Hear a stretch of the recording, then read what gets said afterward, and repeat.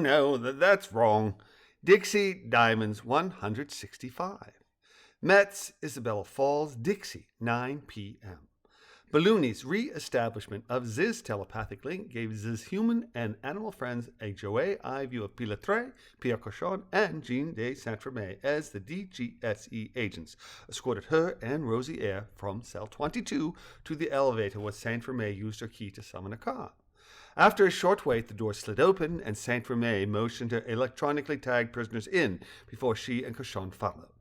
Once again, using her key, she pressed 2 buttons, and the car quickly rose, then came to an abrupt stop. The door opened, Cochon exited, and Saint-Remy again pressed the second button, causing the car to again rise quickly, then stop abruptly. The door remained closed until Saint-Remy pushed an additional button. As the door opened, she motioned Pilattre and Joey out of the elevator, removed her key, then followed as the elevator door closed behind her.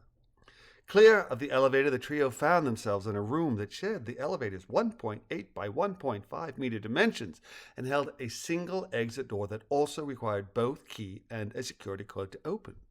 Rather than continuing forward, Saint-Remy stood with her back to the exit and addressed Pilattre and Joey. I received a phone call from the director of the DGSE, Australia Security Force. It seems that your Brency has connections in high places and is pulling strings. The DGSE arrested him, but then released him to the governor of Queensland. I do not know his status other than he is not being held in jail.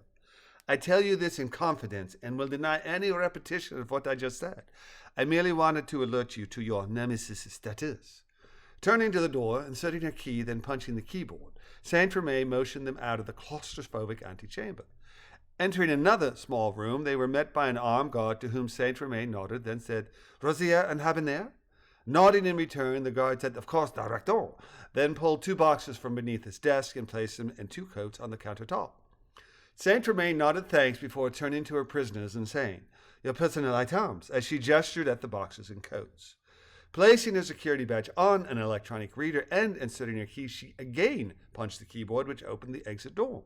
Joey and Pilattre gathered their items, slipped their cell phones into pockets, and followed as she led the way out of the security station. The door opened onto a spacious, high-ceiling lobby with 3 additional elevators to their right. Nodding to her left as she led the way to the exit door, she said, One of our drivers will take you home. You are both on probation. Do not break it. If you do, you will be arrested and prosecuted. Am I clear? Perfectly, Rosier said without inflection. Yes, ma'am, Joey said, likewise subdued.